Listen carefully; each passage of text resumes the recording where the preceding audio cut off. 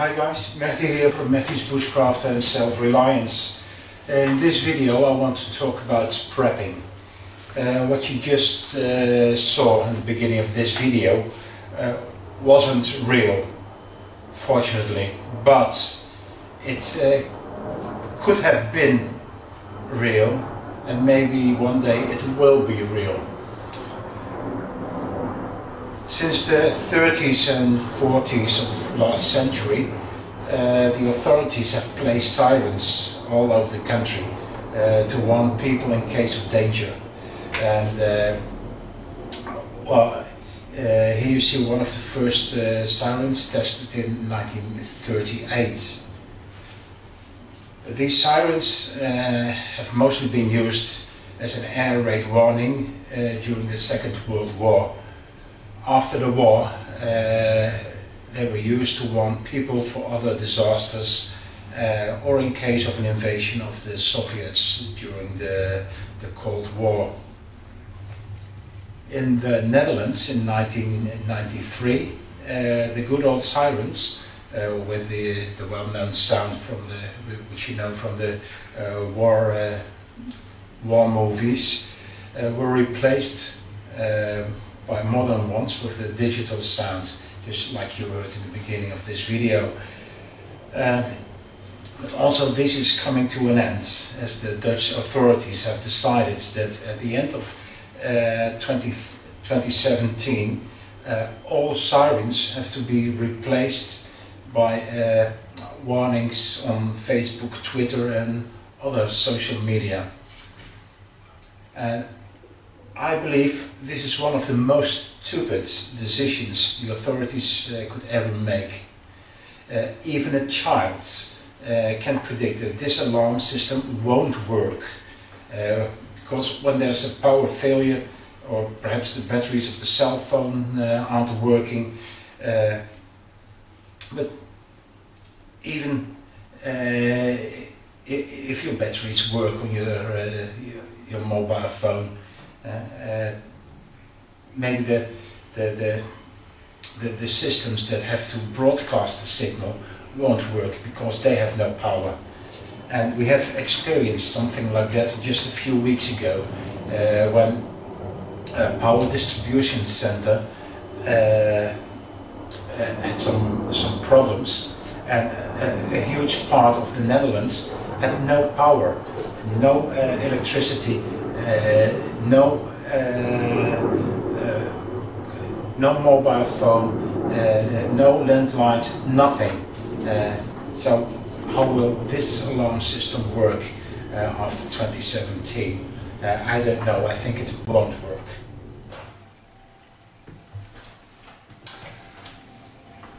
Well, the question we should ask is, what is prepping? Well, prepping is just short for preparing.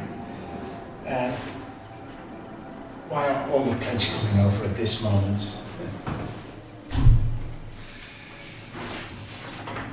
Well, prepping stands for preparing, and It's about preparing for expected and non-expected situations.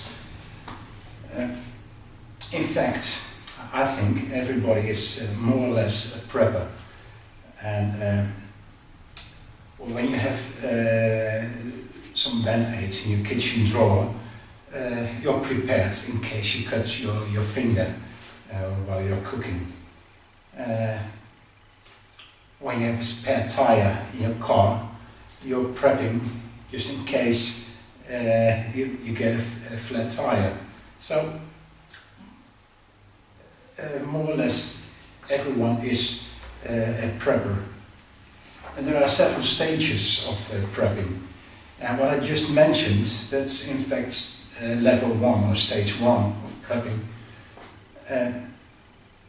It's being prepared for the small things that can happen in daily life and that won't have more impact than just for maximum a few hours or so. So if you have a small first aid kit, some extra change in your pocket, some extra food in the fridge and some drink, milk or bread, you're level 1 prepping. The level 2 prepping, that's being prepared for a situation that will last from 1 till 3 days, or 72 hours. This is about problems with, for example, electricity, gas distribution. Well, suddenly, for example, you can't cook because there's no gas or electricity. And the question is, do you have an alternative? Just like a small gas stove or a wood stove or some camping gas or something else. Do you have torches or candles for when it gets dark? And well, what if you can't get water from the tap because the water pipes in the street are broken? It happens once in a while, and it's a realistic situation. So do you have a container of water, jerry cans or plastic bottles or something, just enough for everyone in your household? I think that's important to have, and that's on the second level. What you also have to realize is that if there's no electricity, you can't buy anything in most shops. The light won't work, the cash registers won't work, so you can't pay. Maybe the doors won't even open, or when they're open they won't close, and they're not able to help you in these modern times. And certainly you cannot buy things with your bank card, because also that won't work. So do you have enough food and other stuff to survive inside your house for at least 3 days? Also think about getting ill and you have to stay in bed. You can't leave your house. Do you have food and drink, etc.? And also think about your beloved ones, especially your children. Maybe you have a little baby, but children in general, they depend on you, and you are responsible for their well-being. So don't let them suffer for nothing. At least have enough food, enough drink in your house for 3 days or more, so they won't get hungry. You can wash them, you can give them something to drink, and also be able to prepare the food. So you need at least a gas stove or something. And also you have to take care of your partner eventually, or also about yourself, and not in the last place. That's all level 2 prepping. Next level of prepping is level 3, and that's about a situation that will last 3 days till perhaps several weeks. And well, level 1 and 2 are about situations that can happen to everyone at any time, at any place. Level 3 is a situation which you have to consider if a certain scenario is realistic in your personal situation or not. For example, if you live in Switzerland, it's more likely to think about an avalanche destroying a house than a flooding. While here in Holland, there won't be any avalanche. It's impossible. We don't have mountains and we don't have that much snow. Flooding, by the way, is very, very likely to happen here in the Netherlands. When you look at this picture of the map of Holland, the area that's indicated with dark blue is below sea level. The light blue area is from 0 till 7 meters above sea level. In case of a spring tides, in combination with a heavy storm, and imagine that all dikes and dunes would break through, Holland would look like this.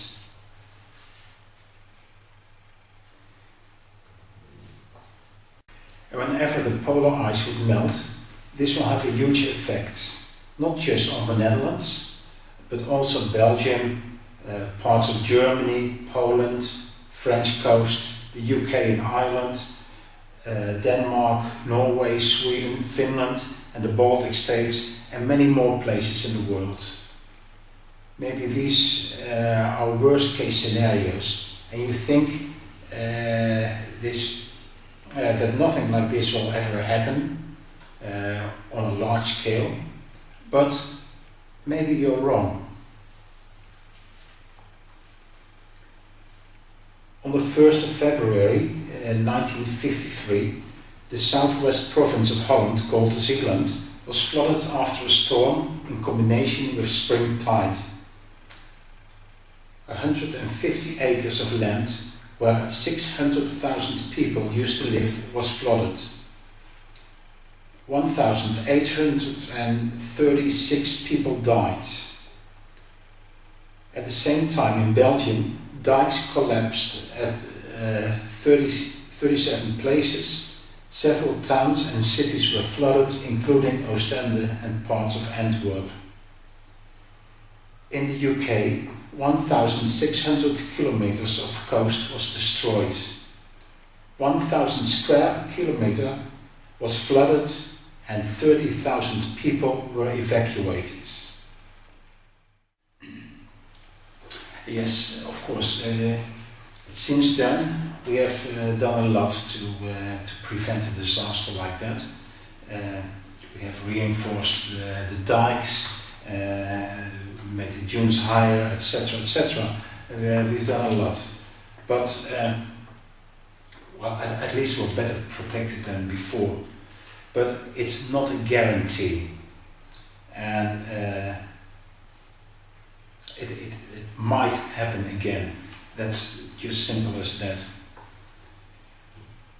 And what many people don't realize is that not the areas where many people live are best protected, but the best protected areas are those areas with industries of or economic value. These are the words from a Dutch official in a TV documentary. I don't know if he was allowed to say that, but he said the truth. And the reason is very simple. Because when many people survive a disaster, and most parts of the industries and economical resources are gone, it's very, very difficult to not only difficult, I think it's nearly impossible to support and help all those people. But when many people die, and there are just a few left, and you still have your industries and other resources, it's easy to build up a new society. And with the people you start from the beginning, but you have enough resources which you have to share with less people than before. The authorities and governments, they already have decided what's the best in their eyes, and that's not saving your life in the first place. Well, I've been looking at my personal situation, and I've decided that when Amsterdam is flooded, I would better stay at home for the first 72 hours. And the reason is because my house is built above 1 meter above sea level, and I live on the second floor, which is also 6-7 meters above street level. So altogether it will be 7-8 meters above sea level where I live, and also have a loft above me where I can hide. So I think I'm pretty safe, and it would be stupid to take my car and try to escape from Amsterdam, because many people will try to escape to higher parts of the country, and the roads will look like this. People will get stuck, and when water reaches to that point, they will get drawn. I think it's good to have fewer things in stock and be prepared to survive 72 hours or more in your house. But what if your house burns down? All of your food and equipment will get lost instantly. Maybe you have a bug-out bag ready, but it will can also get lost in the fire. So what I would suggest is have a second bug-out bag in your car, for example. But also your car can get stolen, or they might break into your car and steal everything you have. Maybe it's a good idea to think about a bug-out location where you can go to somewhere. Only the question is where in this dense populated country of Holland. Perhaps just a thought, having friends abroad in Belgium or Germany would be a good solution. You can stay with them, and their place can be your or my bug-out location, and the same for other people here in Holland. You have to look at what's possible and what's impossible. At least we don't have huge forests where you can make your secret shelter or cabin. The country is just too small and too overpopulated to realize that. You have to go abroad for a bug out. So you have to think about what's possible and what's not possible in your situation. Okay, well, also flooding is not the only possible disaster that can happen here in Holland. Do you remember the 13th of May 2000? In the city of Enschede, a small fire in a fireworks factory caused a big disaster in which 42 acres in the city was destroyed. 450 houses got totally lost, and 1,500 houses were damaged. 23 people died, 947 were wounded, and 527 people had to go to hospital. Do you know what kind of industry is next to you? Do you know all about the dangers? And do you know what's in the cargo train that's passing by? Anything can happen, people. Well, personally, I've also witnessed a disaster at a short distance from my house where I used to live at that time. Going down, 1862, going down. On 4th of October 1992, the Israeli cargo plane, flight LR-1862, came from the US and had a stop at Schiphol, Amsterdam Airport, and then it took off for a flight to Israel. Shortly after takeoff, the plane lost engine 3 and 4 and tried to return to Schiphol Airport. But the pilots lost control. The last words heard from the pilots were, "Going down, 1862, going down, going down." I still get shivers on my back when I hear these words because I was there when it happened. The plane crashed in an apartment building in the M.B.S.R, a suburb of Amsterdam. De Schokgolf, de Vuurzee.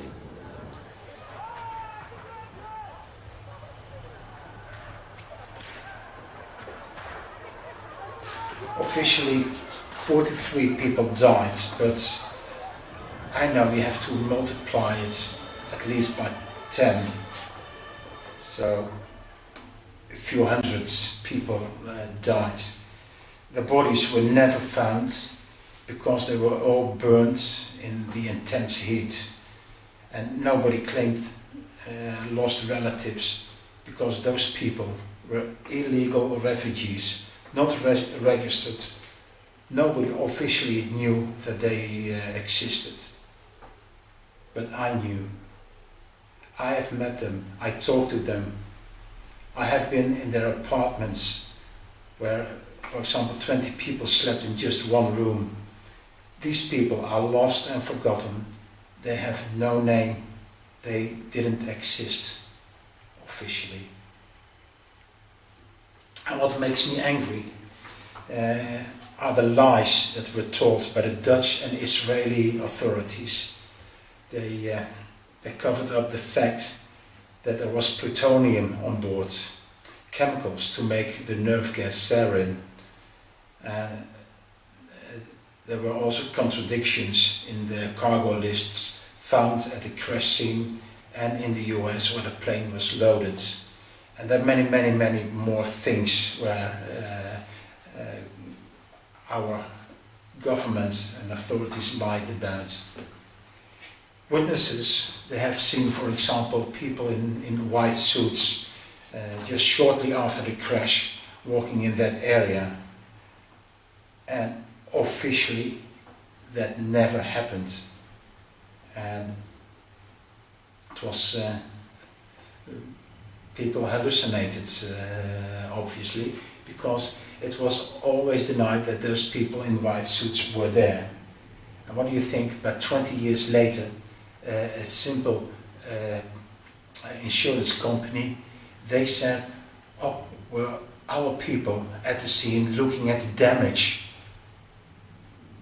Who on earth believes that 20 years after, and they didn't know that 20 years ago during the investigation of the crash? Bullshit, that's bullshit. And also witnesses, they have seen that they recovered the cockpit voice recorder. Several people have seen it independently, but officially it was never found. So what do they want to hide from us?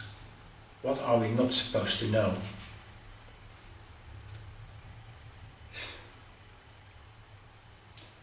But it's 100% sure that authorities and several governments have lied to us and tried to hide things for us normal people. I was there at the scene. I have seen things independently from others who told later that they saw the same thing, but officially were wrong. Maybe you have suffered from a collective hallucination. You know, guys, all this has opened my eyes. And sorry, I have to read from a paper because I had to write it down, otherwise sometimes it's very difficult to explain these things where I went through, but I wrote it down, so excuse me for reading from the paper. All this opened my eyes. I do not longer believe everything that our governments tell us. I do not believe everything that I see and hear on TV and social media. Governments and authorities create the truth that they want us to believe in order to cover scandals or to control over people. You have to take that into consideration when you think about being protected by your government, also the Dutch government. Yes, they do something to make you believe what they say. But as I told you about the dikes and other protection against the water, industries and other places of economic value are better protected than areas where people live. Money is more important than your or my life and of any other human being. A lot of people dying could even be better for the economy, and that's better for the rich and the mighty who even rule the governments. It's important to know that when you think about prepping, in case anything happens, you can't depend on the authorities or on any government. Yes, they will be there when it's in their own benefit. But when it really comes to the point, you're alone and hopefully just with some friends and family. So you better be prepared. Well, what I've told you and shown you in this video is just to make you to think about prepping. It's to make you realize that many things can easily happen also in your situation. And when something happens, you can't always totally depend on help from the outside. You have to depend on, on yourself and on your friends and relatives. There's also level 4 and 5 in prepping, and that's about scenarios that will last several months till several years even. Those are the ultimate when the shit hits the fan scenarios. And the question is it realistic to think about that? I don't know, I can't predict the future, and situation can be different depending on what country you're living in. But what I do know is that the 1, 2 and 3 levels that I've shown you in this video are realistic, and they're just examples, and something just to think about. And when you want to get into prepping, in the first steps of prepping, I want to recommend you a very good book that might help you. And it's a no-nonsense book, and it helps you to get the right mindset for prepping. And no matter what way of prepping you will choose for, maybe you will go to the level 5 and make your home into a fortress and a complete warehouse with more than they have in stock in the supermarkets, and etc. that's your choice. You can do that if you like. You can also keep it simple, but you have to be realistic inside your mind, and this book might help you. It's called The Tao of Prepping, and it's written by Edward Toole. And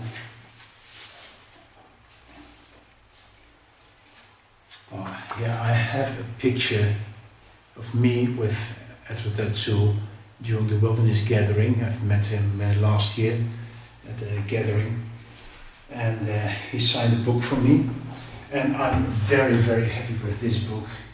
And you can find many, many books on prepping, and they will give you all good advice about how to preserve food, how to purify water, how to defend yourself, etc., etc. But the basic is the right mindset, and that you can find in this book, and that will help you a lot.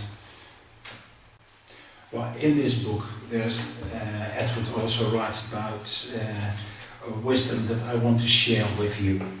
And as I said earlier in my video, for example, in the case of a fire, you might lose all the things you collected and you have in stock at home. You might lose your bug-out bag. If you have a bug-out location, it can get destroyed due to flooding or fire, or people find it. Anyway, you can lose everything that's material, but there are two things you can't lose, you really can't lose, and those are first knowledge and second experience. And that's why I recommend everyone to go into bushcraft and survival and teach yourself and teach others how to do things. Even simple things like making a shelter, purifying water, how to cook your food, learn how to cook at home, make your fire. What more should I say? There's so many skills. And even skills like carving a wooden spoon. Many people would say, wow, that's just fun. But if you need a decent spoon, go to the shop, buy one. There are plenty, and keep the spoon carving just for fun. I totally disagree. Yeah, they're right, you can buy better spoons, but just by carving a spoon, you're teaching yourself a skill, which can be very, very useful in a situation, in a disaster situation, in which you have to help yourself and you have to make your own things. You have experience to make a spoon. That will help you to make also other things. And at the same time, I think, have pleasure and enjoy your time and enjoy yourself being busy with all these things. Learn as much as you can with pleasure, because when it gives you pleasure, you will never forget it anymore. And the fun of doing things today can mean your rescue later on in life. And that's what I want to give you as a good advice, together with reading this book again and think about it. I'll put a link below how you can purchase this book. And well, that's it, guys. So please leave your comments below and subscribe to my channel if you haven't already done it. And I would say be prepared and peace out.